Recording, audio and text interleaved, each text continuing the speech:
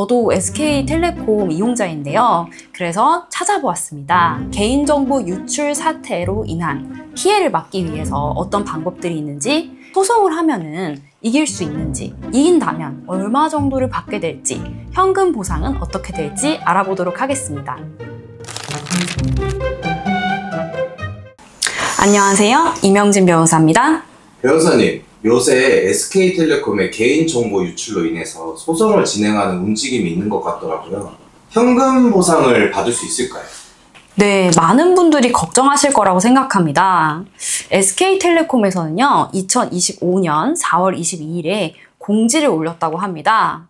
그 공지의 내용은 SK텔레콤이 중국 해커 그룹에 의해서 해킹을 당해서 악성 코드에 감염이 됐고, 그것 때문에 고객의 일부 유심 정보가 유출이 되었다는 내용이었습니다. 그런데도 아직 어떤 해커 그룹한테서 어떻게 정확히 개인정보 유출이 된 건지에 대해서 파악은 되지 않았다고 합니다. 어떤 정보가 유출이 됐는지, 그리고 어떤 고객들의 정보가 유출이 됐는지가 아직 확실하지 않아서 당시 SK텔레콤에서 개별 공지를 하지 않았다고 하고, 그게 더욱 이제 국민적인 공분을 사고 있는 것 같아요.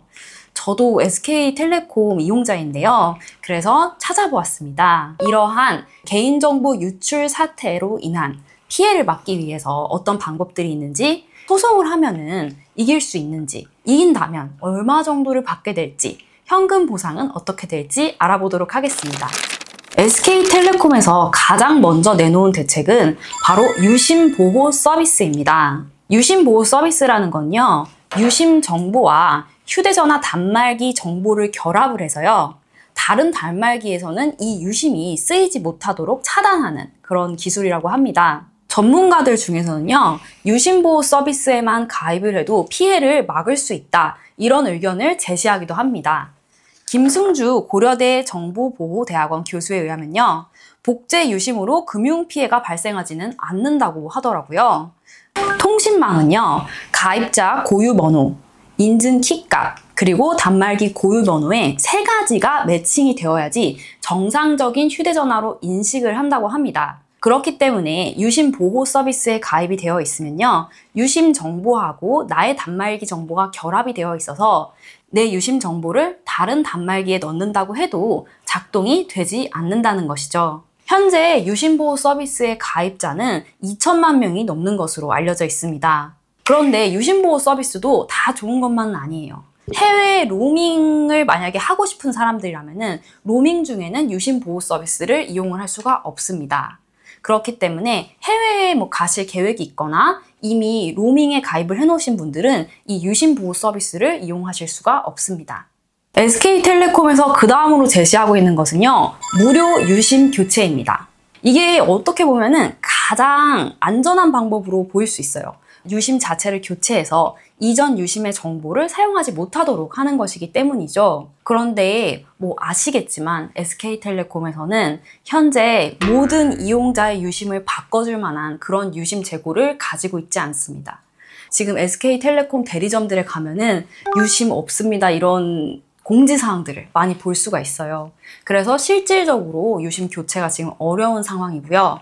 그리고 유심을 교체하면 또 불편함이 있습니다. 금융 어플 같은 거를 다 다시 깔아야 된다 그래요. 인증을 다 다시 받아야 돼가지고 이게 소비자들에게 지금 불편이 이만저만이 아니라고 합니다.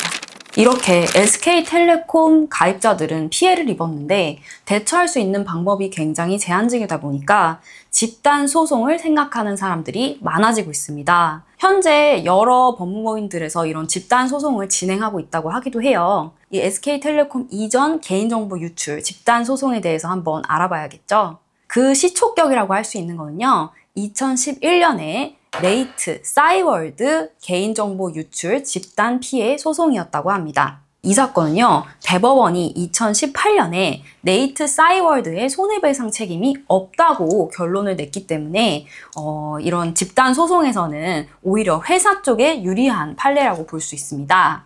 대법원은요, 정보통신 서비스 제공자가 기술적, 관리적 보호 조치를 미이행해서 제3자가 손쉽게 개인정보의 도난 등의 행위를 할 수 있도록 했다면 주의 의무 위반이지만 이 네이트 싸이월드 사태에서는 위법행위와 손해 사이에 어떤 인과관계가 인정되기 어렵다. 그래서 인과관계가 없다는 이유로 회사 측의 손해배상 책임을 부정했습니다. 다만 회사 측이 승소하고 고객이 패소하는 사례만 있는 것은 아닙니다. 2012년에서 2013년 사이에 NH농협카드, 롯데카드, KB국민카드에서 개인정보 유출이 또 있었습니다. 이때에는 법원이 카드사에서 배상금을 지급하라 라고 판결을 내리기도 했습니다.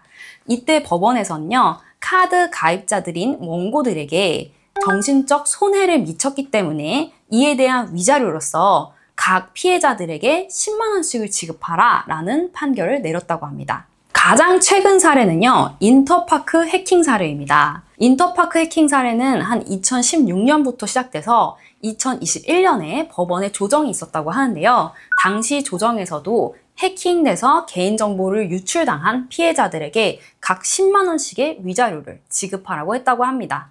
SKT에서는요, 피해에 대해서는 100% 보상을 하겠다 이런 입장을 표명했다고 하는데요. 피해자들로서는 아직 나의 어떤 정보가 유출이 되었는지 알지 못하고 그래서 이런 손해를 입증하기가 조금 어려울 수 있습니다.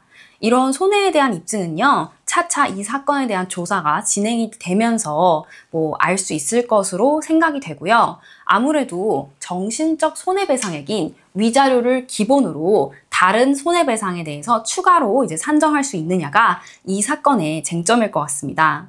SK텔레콤 사태 관련해서 궁금하신 게 있으신 분들은요, 아래 댓글로 의견 남겨주시면 되고요. 관련해서 소송을 진행을 하고 싶다라고 하시는 분은요, 밑에 링크로 연락을 주시면은 저희가 차례대로 상담을 해드리겠습니다.